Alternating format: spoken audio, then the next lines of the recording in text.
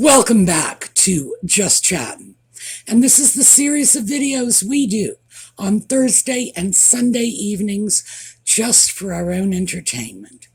So I thought today we might give Nutmeg a little bit of a break and go after the sock puppet instead. So yeah, Nutmeg's getting to be too easy a target. The woman just practically begs somebody to make fun of her. So does the sock puppet. But we now have a situation in which yet another primetime cartoon is calling them out on their nonsense. So I thought we would take a look at Family Guy this evening when we come back.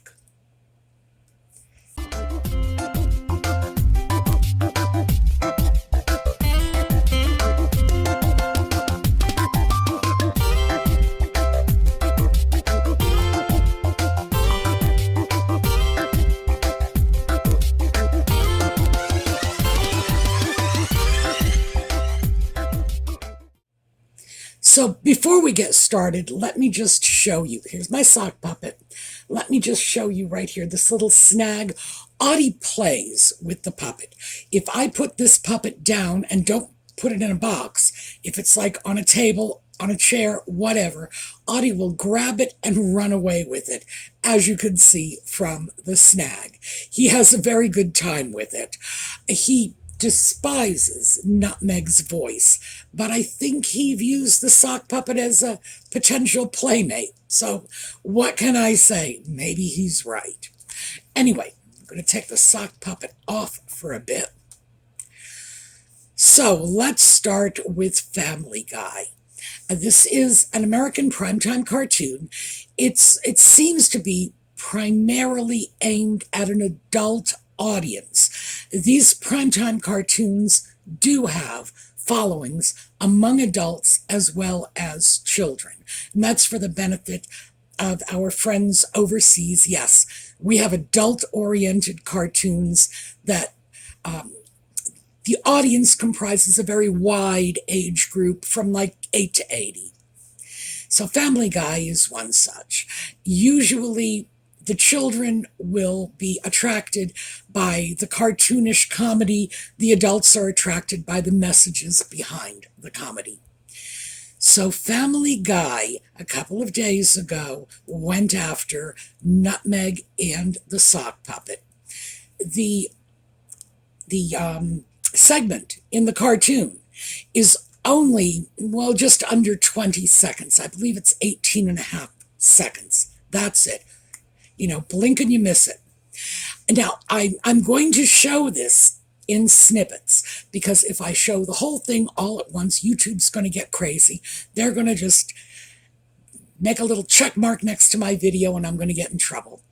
But I'm pretty sure I can get it in little snippets. Remember, these may be entertainment videos, but this is an educational channel. So part of our mission in furthering education is to dissect and analyze common themes that are shown in the media, etc. I consider it part of my mission. So we are going to do just that. We are going to look at it in little snippets. So let's start with this, which is this image is basically the overall image of the snippet. You'll see, you know, the little cartoon characters, little mouths move, but that's about it. This is the overview. So let's take a look at this. And I want you to notice two things, because they were very flattering to Nutmeg and the sock puppet in these animations. Number one, notice how much hair the cartoon sock puppet has. We are dealing with a full head of hair, no bald spots showing. I thought that was very flattering of them. And Nutmeg, of course, the Nutmeg cartoon has a discernible waistline and rather shapely legs, you know, for a cartoon. She's not going to give Betty Grable a run for her money, but in terms of cartoon characters, these are pretty good gams. So, that's just for a start. I do not think they used their art to particularly humiliate Nutmeg and the sock puppet. They did show a lovely view of the Olive Garden mansion in Montecito, which I assume is what that background image is supposed to be. And it is the content of the little cartoon image where we are seeing the send up. So let's start with the entry by the butler with the check. Sir, your millions from Netflix for no one knows what. So here we go. And this one is obvious. This does not need any dissection at all. It's obvious to everyone. These are people being paid millions of dollars by Netflix for doing something that nobody can even identify, let alone understand. It's just plain and simple boatloads of money being thrown at people for doing nothing. And let's continue. Put it with the rest of them. Okay, so here we go. And the sock puppet, in what ought to constitute like the poster for white privilege, just says, throw it along with all the rest.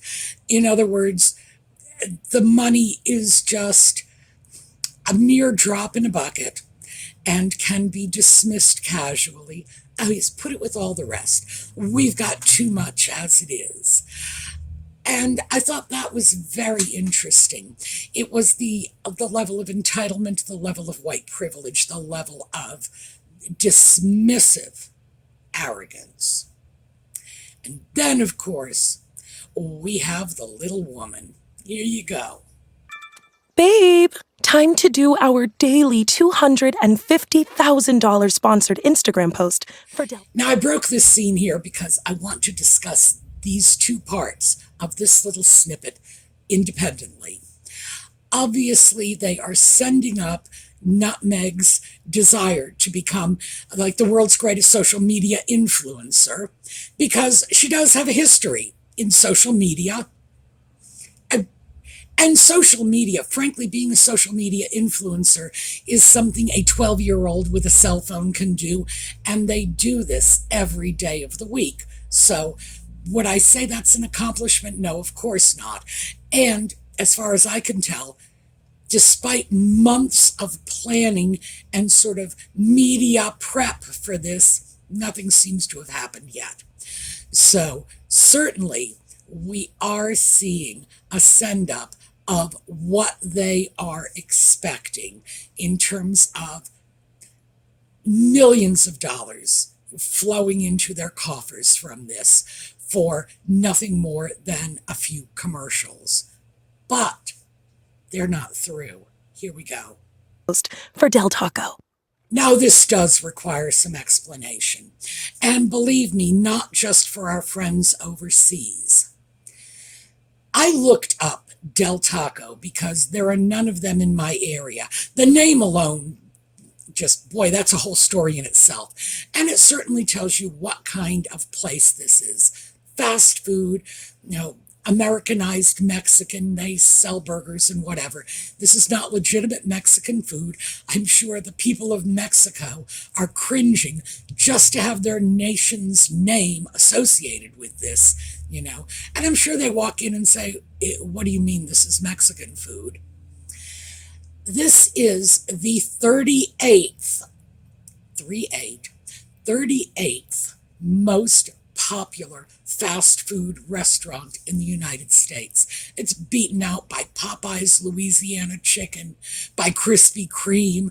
This is what the creators of the cartoon were saying, is that they are selling themselves to some pretty low-rent characters, including a fast food chain that isn't even in the top 30 in the U.S., and I don't believe they have any presence overseas. So this, by the way, is probably the best argument I have ever come across for the royal family not engaging in commercial undertakings, because associating the royal family with the 38th most popular fast food restaurant, not even 38th most popular restaurant, we are in that horrific little subcategory of fast food restaurants, which no one considers haute cuisine. But we're not through yet. And here you go. Here's the final bit. I shouldn't have left the made-up nonsense. Now, the British media has picked up on this and said Family Guy is savaging the royal family. Now, yes and no. Yeah, that's definitely a swipe at the royal family, made up nonsense. On the other hand, is it savaging the royal family? No. I think this is, in fact, simply expressing an American point of view, which is, we don't have a royal family, we don't want a royal family, and no offense to any of our friends who do live in nations that have royal families, we do consider this made-up nonsense. And I've said this before. Oh, here. Queen scarf. Much as I adored the late Queen, I cannot wrap my head around a hereditary monarchy, a hereditary aristocracy, hereditary nobility. Can't do it. I am way too American for that. To me, this is just, it's something that there is no argument anyone could ever make that will win me over, because there is no argument that I could comprehend. So somebody says this is good, it's like, you lost me at the gate, because I just can't wrap my head around it. And this is simply because my reality as an American is very different from the reality of people who grew up in monarchies. And to be fair, there are plenty of people in the UK, in the Commonwealth nations, in other nations that do have monarchies, in particular the Scandinavian nations. Plenty of people there saying, what is this all about? Why do we have this? It's an anachronism. It's a relic of the past. So, do I view this as a slight against the royal family? No. I simply view this as presenting an American opinion in a reasonably comical way. And of course, these are words they are putting in the mouth of the sock puppet, who has, in fact, left that made-up thing and come over here and is still selling his title. So, yeah, I think overall this was pretty brutal, because what this did, that South Park really wasn't, well, I don't think it was their intent to do, but what Family Guy did is it trivialized the sock puppet and nutmeg to the point where they are nothing more than titles for sale. And perhaps it was necessary that South Park throw out the World Privacy Tour and get everybody accustomed to laughing about this in the first place. So, not to take away anything from South Park, they broke the ground with their brilliant send-up. This was less than 20 seconds in yet another cartoon. Now, the really delightful thing about this is when you are being lambasted by a cartoon, you've sunk about as low as you can get. When animated characters are laughing about you, how does it get any worse than that? And I think for those of us who have been watching this fiasco, some of you, not me, and I will admit this, I'm Johnny-come-lately here, but some of you have been watching this in horror ever since, Nutmeg was first introduced into the royal fold. Never mind the wedding and the pulling out of the UK and all the rest of that nonsense. Many of you were watching this from the get-go saying, good Lord, No, spare us this mess.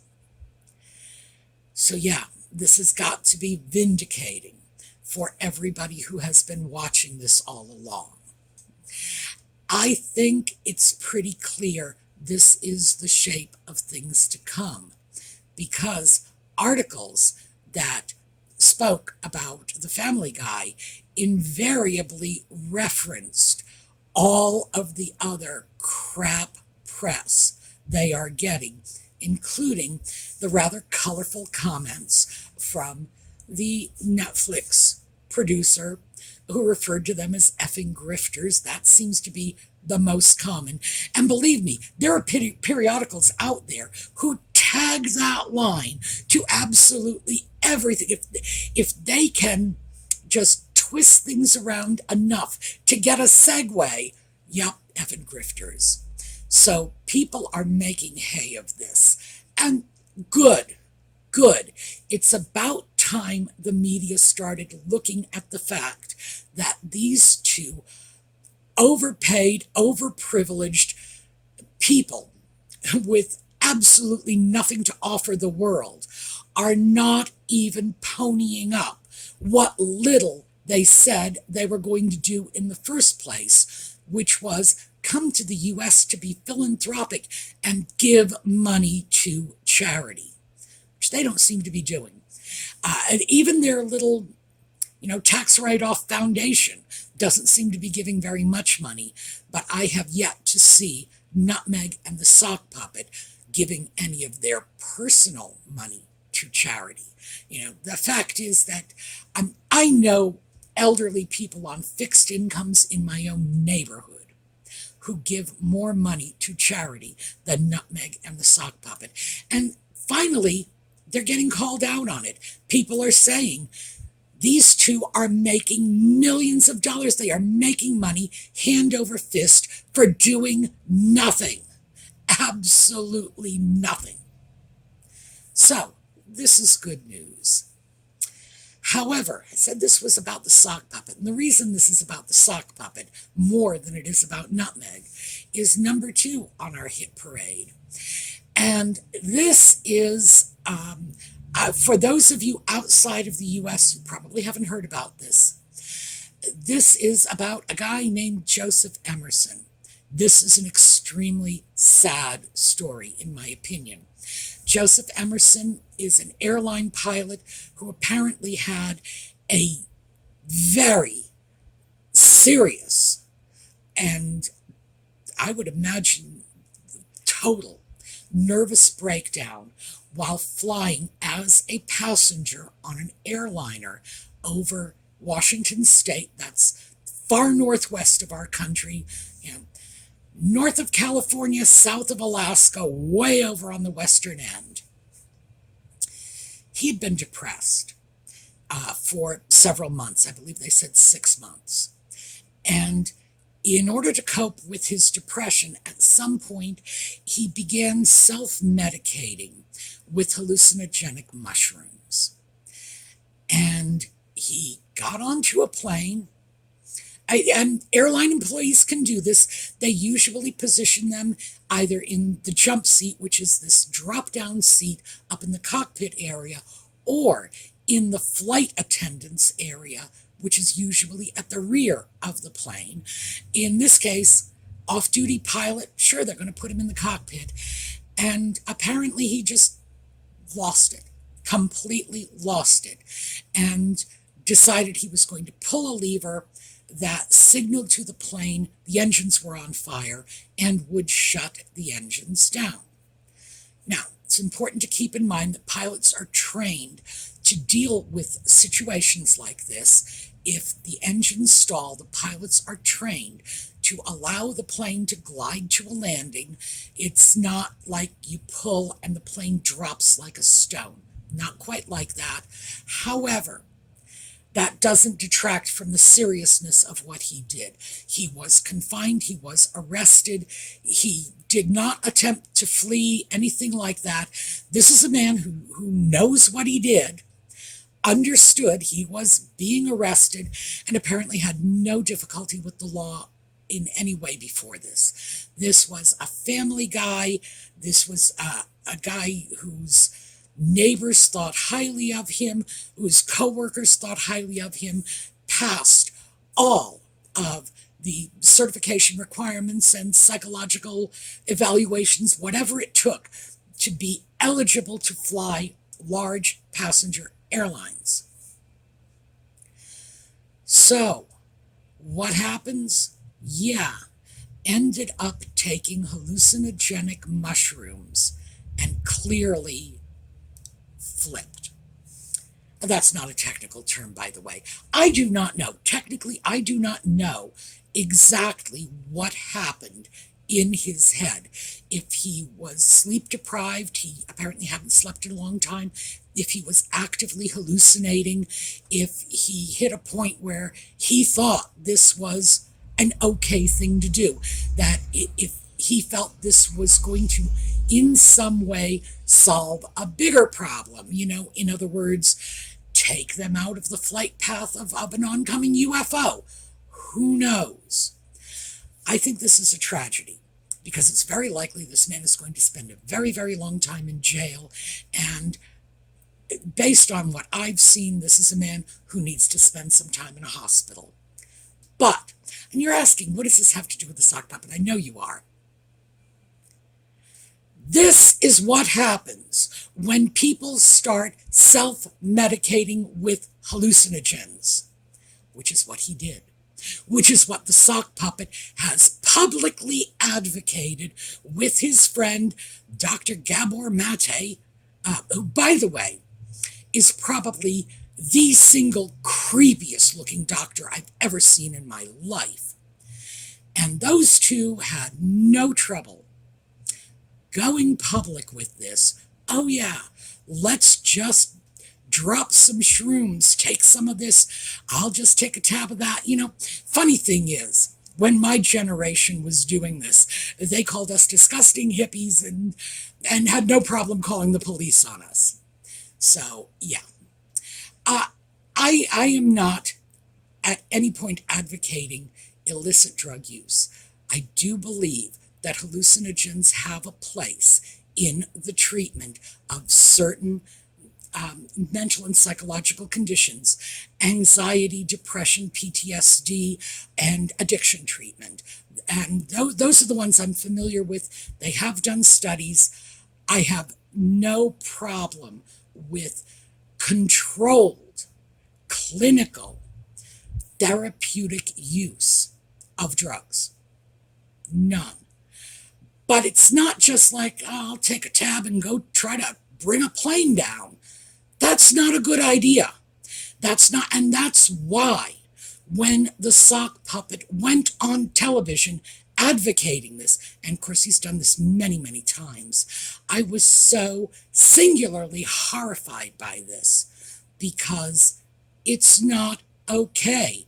And you start saying things like this, and what ends up happening is you influence the surrounding community and encourage them to believe that your nonsense idea, nonsense being, oh yeah, I'll do a little tripping on the side and I'll be just good as gold. No.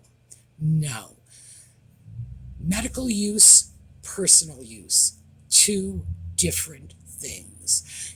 One is controlled, supervised, there is a plan in place. The other is uncontrolled, unsupervised, and very nearly brought down a plane with 800 people on it.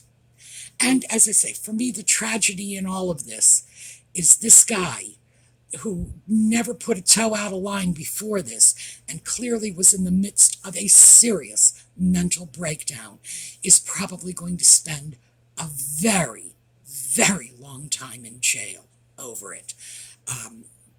And again, personal opinion, and this is based on what has been released to the public at this point in time. I would say no. This is somebody who needs hospitalization, not incarceration. But this is exactly what happens when people like the idiotic sock puppet who have no idea what they are doing use their platform to advocate the therapeutic use without supervision, without clinical conditions of hallucinogens. Yeah, just, I'm going to take me some drugs. I'm going to go into the hospital and I'm going to steal the nitrous oxide. I'm going to go to Courtney Cox's house and fish through her refrigerator looking for cocaine. Good Lord. And this is the very real damage that this idiotic sock puppet is doing every time he opens his mouth. And we need to remember that. Now, I have no reason to believe that Emerson was in any way influenced in particular by the sock puppet, but obviously he was influenced by somebody. A man who could pass urine tests, because believe me, when you're flying planes, they test you. They do drug tests. A man who can pass them again and again and again, suddenly showing up, zonked out of his head, ready to bring a plane down now. Something happened in there, and I dare say the idea was somehow put in his head. If not the sock puppet, somebody else put it in there, and this is not okay. As a society, we need to say, no, drugs should not be used without clinical supervision of some sort. Even penicillin. You shouldn't be able to just go pick it up at a drugstore, and you can't here in the U.S. You shouldn't be able to go pick it up at a drugstore and say, well, I think I'll take this. There are a great many drugs that are simply too dangerous to be in common usage without some level of medical supervision, some level of medical accountability in the situation. Hallucinogens, sure. That's very near the top of my list. Opioids are up there. The fact is, it's not okay. And I am just hoping that the sock puppet will have heard what this man did while under the influence of hallucinogens, and these are mushrooms, which is widely considered, and I'm going to say, widely considered among people of my generation, not necessarily medical professionals, but, children of the 60s, widely considered to be a fairly mild hallucinogen. I am hoping that the sock puppet will become aware of this and maybe rethink his public advocacy of using hallucinogens willy-nilly to deal with your issues. Because no, this is not a panacea. This is not the way you cure whatever ails you. Not that I'm holding out much hope for this, because the sock puppet's not very bright. Even if he does hear about it, will he make the connection? Well, he's not bright, he's not introspective, and I don't think he has the necessary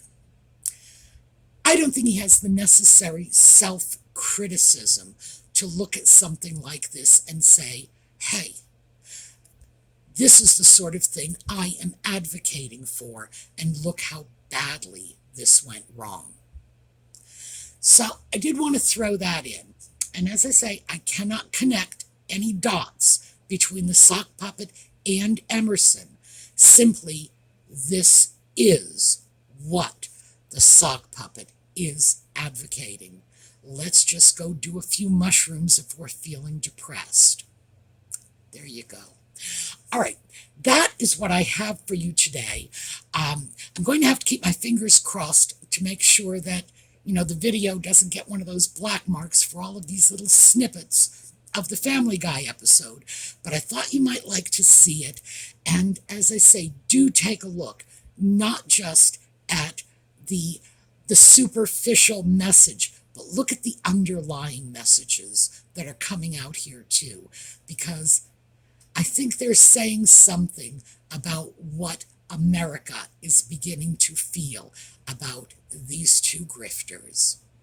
All right, we're going to take a look at a slideshow on the way out, and I will see you all over the weekend for our little project videos, and then again on Sunday night for more Just Chattin'. Meanwhile, have a terrific day.